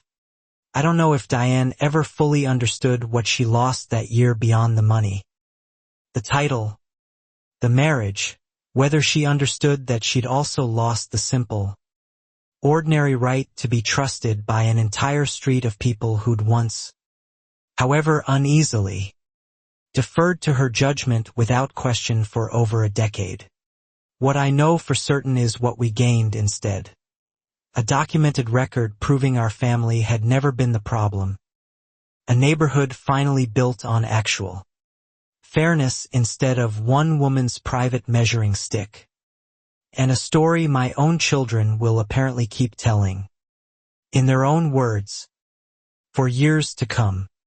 My father, older now, slower now, still makes that drive every summer. Same truck, same cooler, same quiet dignity that never once wavered even under the worst false accusation of his entire long life. And every single year, Malik still asks him to tell the story of the dog one more time. Tell it again. Grandpa, Malik says, even now, even having heard it 100 times. And my father always obliges. Same details, same pacing, same quiet pride at the exact moment he describes kneeling down on that lawn. Arms open, trusting an instinct that turned out to be exactly, perfectly right. Some things you just know, he tells Malik every single time. Same words, same weathered smile. You know a good dog. And eventually, if you're patient enough, everyone else finds out the truth too. Sometimes it just takes a little longer than it should. But it always comes. That October, nearly 5 years after the original barbecue, the county published its final long-form case study on the neighborhood's transformation, no longer anonymized at Linda's request. The families finally willing to have their real names attached to a story they'd once been terrified even to whisper about out loud. Reporters reached out briefly, curious about the HOA scandal with the police dog, and we agreed to a single short interview, mostly because Curtis insisted the full story deserved telling properly.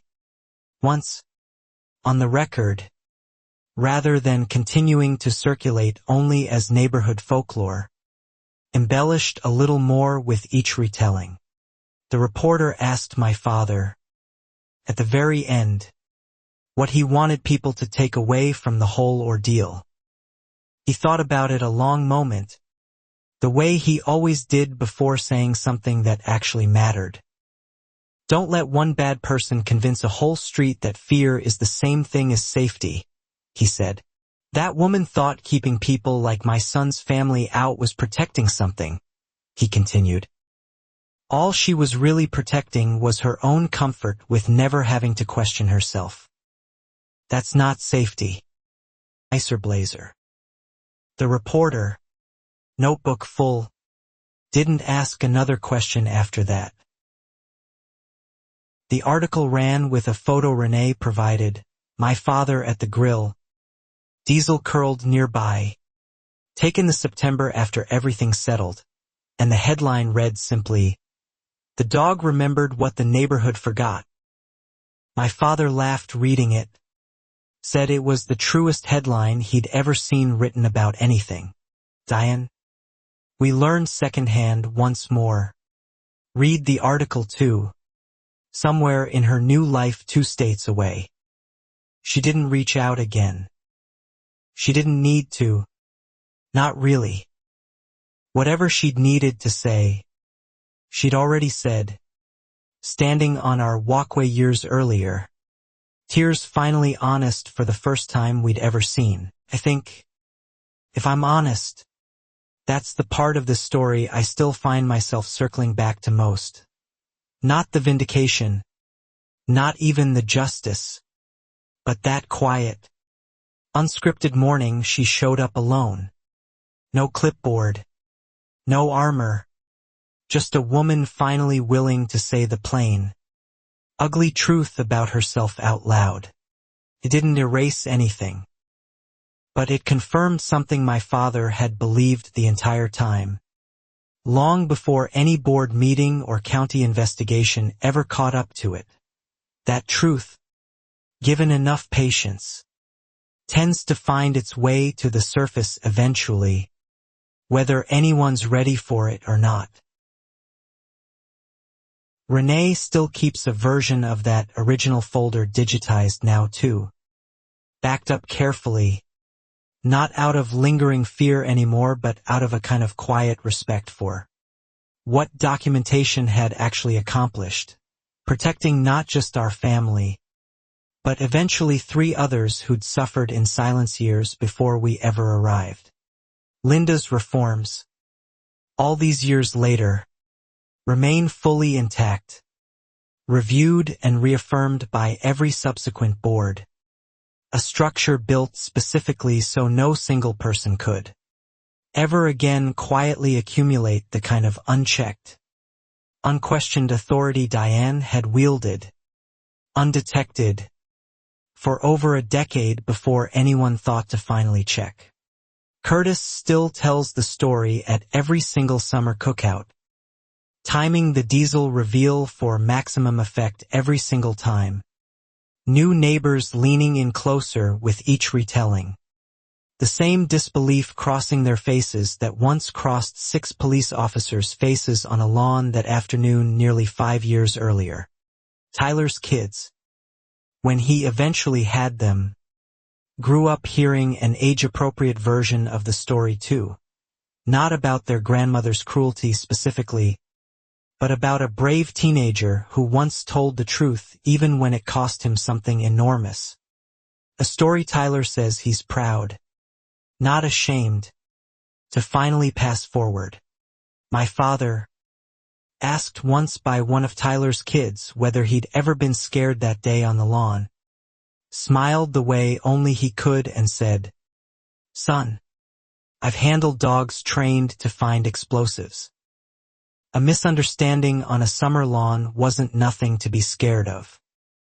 It was just Tuesday, dressed up a little meaner. The neighborhood today looks almost nothing like it did that first terrifying July. Not physically. The same houses still stand.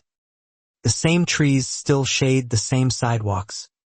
But socially, structurally, in every way that actually matters, it operates on rules applied evenly, finally, to every single family living there. New families still get the real welcome basket Linda insisted on years ago. Still get greeted without measurement, without suspicion, without a clipboard silently deciding in advance whether they belong. Some of them never even hear the full story until years in, by which point it simply sounds like ancient, unbelievable history. Malik, nearly grown now himself, says he barely remembers the actual fear from that first afternoon anymore.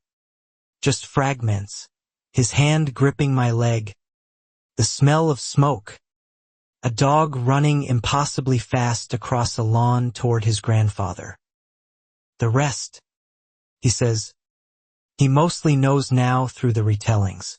That, more than anything, feels like proof the ending actually held. That the next generation gets to remember this as a story, a legend even, rather than as an ongoing, living fear the way it once genuinely was for Renee and me during those too long, uncertain, folder-filling years.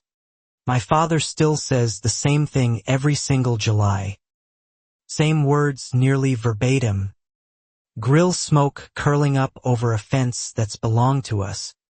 Fully, undeniably, for going on a decade now, good dogs remember kindness.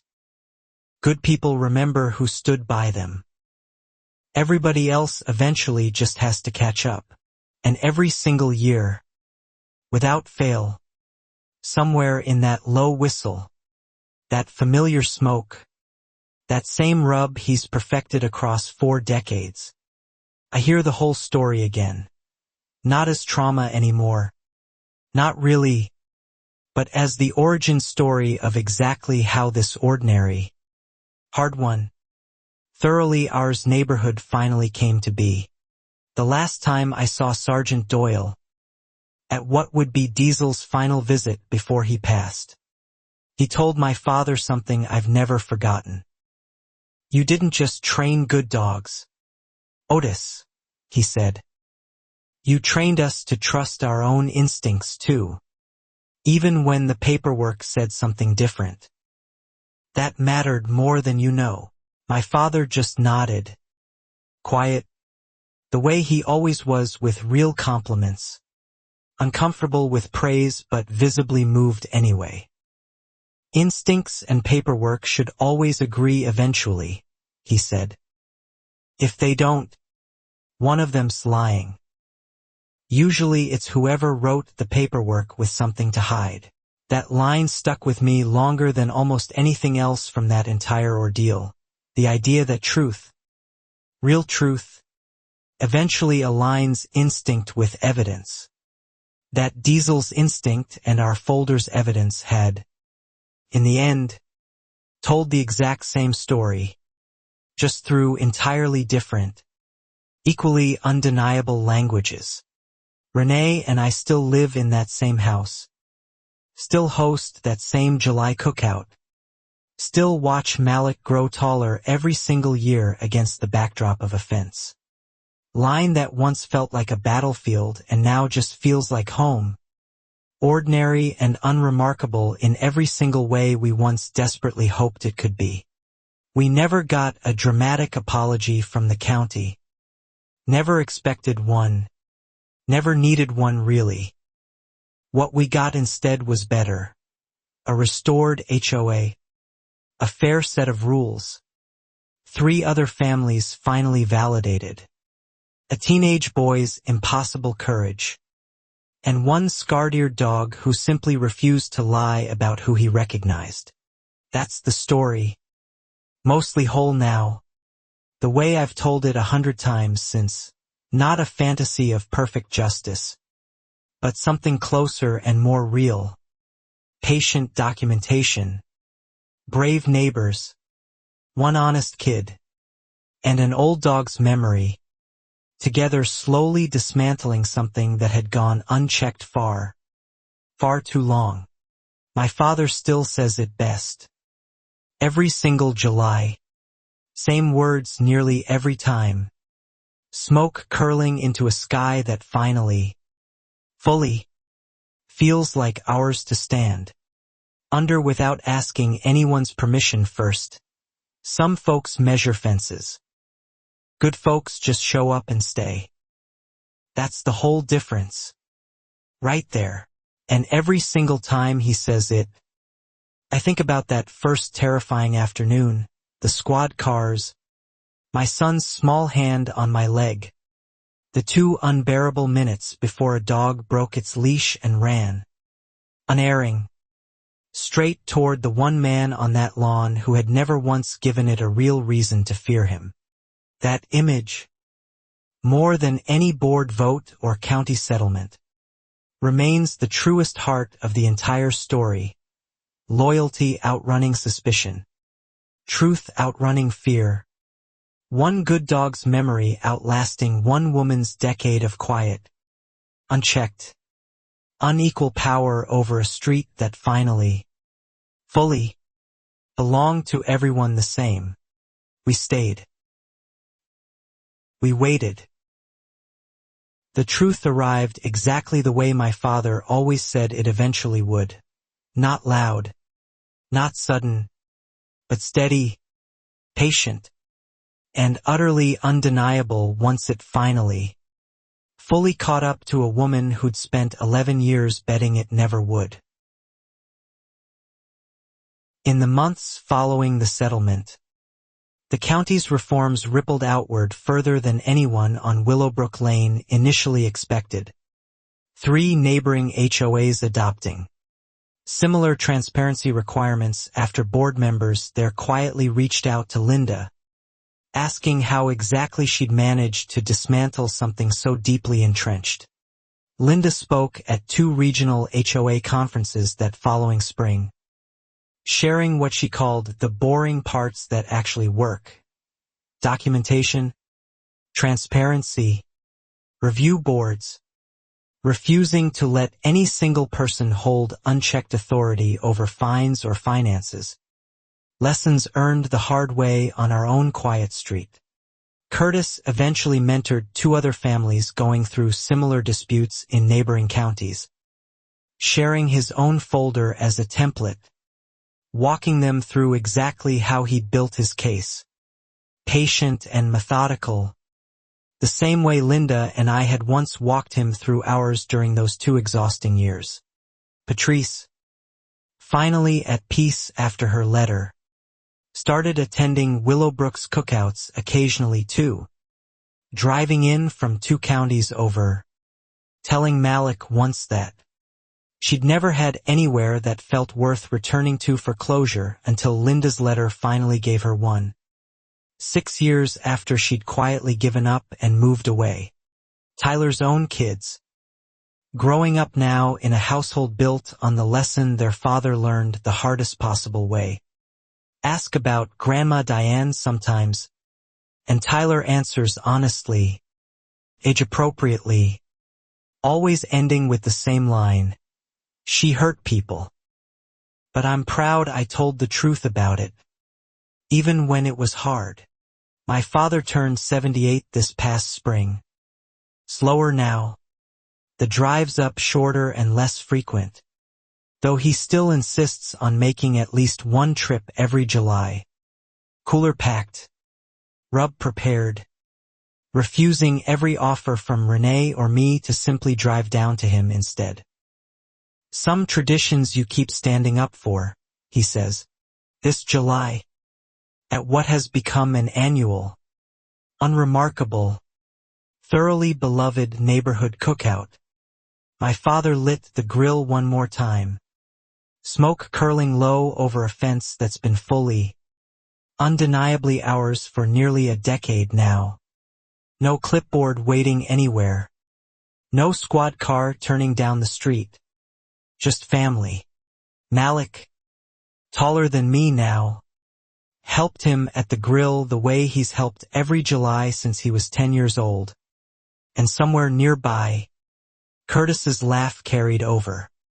The fence the same way it always does. And Linda waved from her porch. And the whole street simply, finally, felt exactly like what it always should have been. My father caught my eye across the yard, nodded once, the same quiet nod he gave me on that terrifying first afternoon right before he knelt down and opened his arms to a dog that already knew the truth the rest of us were still catching up to, and I understood. We made it.